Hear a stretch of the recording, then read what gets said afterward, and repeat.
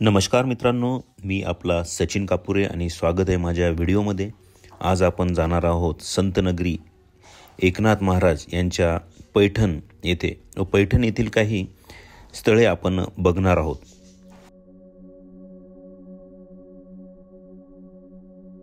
त्यामध्ये संत एकनाथ महाराज यांचे समाधीस्थळ, गोदावरी घाट, धरण व संत एकनाथ गार्डन. नमस्कार मित्रांनो, मी सचिन कापुरे. आज माझ्या यूट्यूब चॅनलमध्ये आपलं स्वागत आहे. आज आपण बघणार आहोत पैठण येथील श्री संत एकनाथ महाराज समाधी मंदिर. संत एकनाथ महाराजांनी अनेक मोठे मोठे काम केलेले आहेत, त्यापैकी काही कामांची माहिती घेणार आहोत. तसेच इथलेलं सगळ्यात महाराष्ट्रातलं सगळ्यात मोठा जो डॅम आहे, धरण आहे, तेही आपण जायकवाडी धरण, त्याला नाथसागर असं म्हणतात, तेही आपण बघणार आहोत. आणि माझ्या मागे बघू शकता तुम्ही एक नाथ मंदिर पैठण यांची इथे मूर्तीही खूप छान आहे आणि बाजूलाच हे मंदिराचं प्रवेशद्वारही आहे. खूप भव्य असं प्रवेशद्वार आपल्याला दिसत आहे, तर तेही आपण बघणार आहोत. तर चला आपण एक एक गोष्ट इथली आता बघूया. आणि इथे एक गार्डन पण आहे खूप मोठं, नाथ गार्डन म्हणून, तेही आपण बघणार आहोत. संत एकनाथ महाराजांच्या समाधी स्थळाकडे आपण जात आहोत. हे भव्य प्रवेशद्वार आपल्याला इथे दिसत आहेत. संत एकनाथ महाराज हे पैठण येथील वारकरी संप्रदायातील एक श्रेष्ठ संत कवी होते, ज्यांनी अभंग, भारूड, गोंधळ यांसारख्या रचनांमधून समाजाला मोठे प्रबोधन केले. त्यांचे गुरु जनार्दन स्वामी होते, तर संत भानुदास हे त्यांचे पंजोबा होते. एकनाथ भागवत, भावार्थ रामायण, रुक्मिणी स्वयंवर यासारख्या ग्रंथांची निर्मिती करून त्यांनी मराठी साहित्याला समृद्ध केले. सामाजिक समानता, भक्तीची माहिती आणि जातपात मानू नये हा त्यांचा मुख्य संदेश होता. त्यांनी समाजातील मागासलेल्यांना आधार दिला. त्यांचा जन्म 1533ला पैठण येथे झाला. संत एकनाथ हे वारकरी संप्रदायातील एक प्रमुख संत आहे. त्यांनी आपल्या लेखन आणि वाणीतून समाजाला प्रबोधन केले आणि त्यांच्यामध्ये आत्मविश्वास जागृत केला. त्यांनी लोकांना उच्च नीच, भेदभाव व मानवता याचा उपदेश दिला आणि भक्तीचे महत्त्व पटवून दिले. समाजातील गरीब, मागासलेल्या लोकांना त्यांनी जवळ केले आणि त्या सर्वांना त्यांनी एक मोठा आधार दिला. आपले पादत्राणे मंदिराच्या गेटवर असलेल्या एका चप्पल स्टँडमध्ये लावण्याची इथे व्यवस्था आहे. तिथून आपण आत आलो. मंदिराचा मोठा भाग आपण इथे बघत आहोत.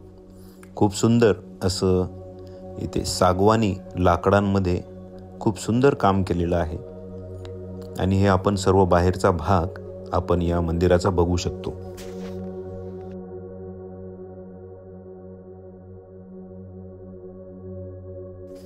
संत एकनाथ महाराजांचा मोठा वाडा येथे आहे. हे संत एकनाथ महाराज यांची समाधी आहे.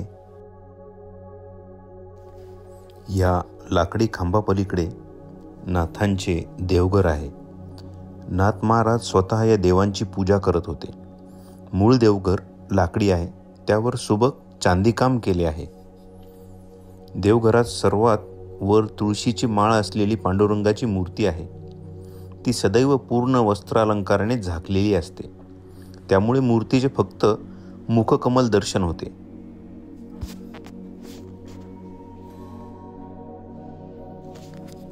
सकल संतांचा हा राजा स्वामी एकनाथ माझा, असे निळोबारायांनी म्हटलेले आहे, याची प्रचिती येते. असा हा नाथवाडा आणि त्याची ही आख्यायिका अत्यंत पवित्र, पूजनीय. शांती ब्रह्म नाथांजवळ काय मिळते तर परम शांती.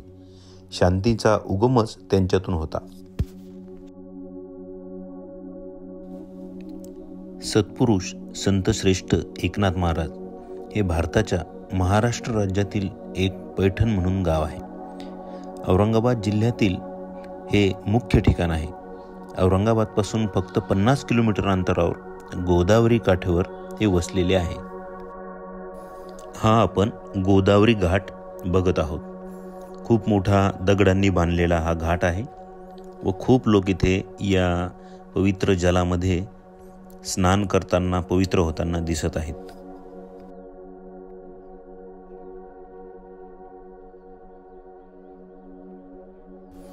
खूप मोठं असं हे गोदावरीचं जलपात्र आपल्याला येथे दिसत आहेत. अनेक लोक येथे आपला व्यवसाय चालवण्यासाठी गोमाताला भक्ष्य म्हणजे चारा खाऊ घालण्यासाठी इथे पेंड्या ठेवतात व लोक त्या गायींना या पेंड्या खाऊ घालतात.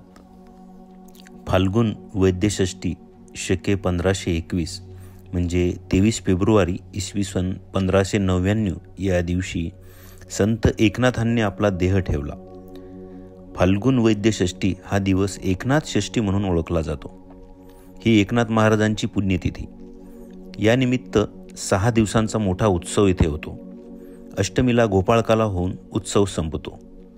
किमान 6 ते 7 लाख वारकरी या निमित्ताने येथे भेट देतात.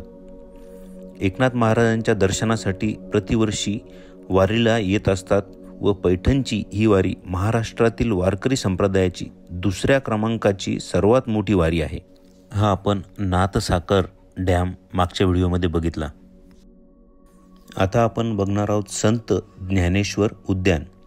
इथे म्युझिकल फाउंटन हा एक मोठा कारंजा इथे आपल्याला दिसतो.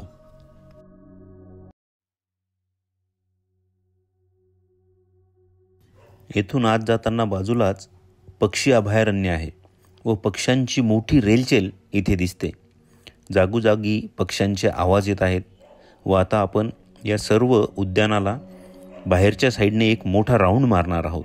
तर बघूया इथे काय काय दिसते.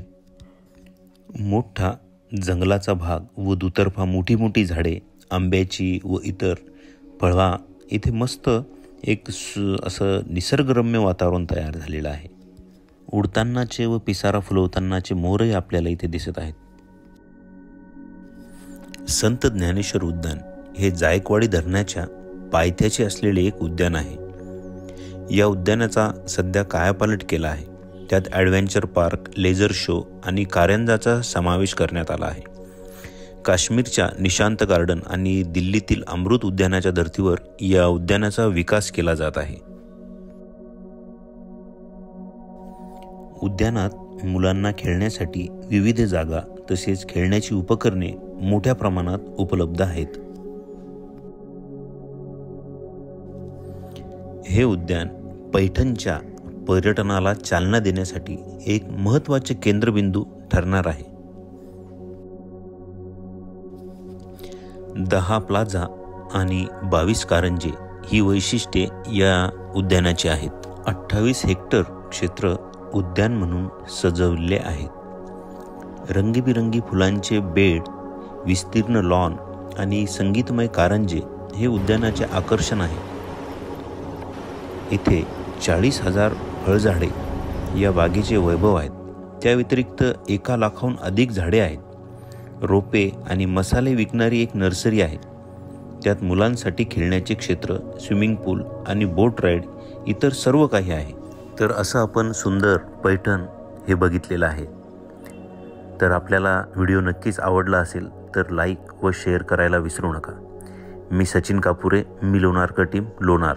व्हिडिओ बघितल्याबद्दल आपले खूप खूप धन्यवाद.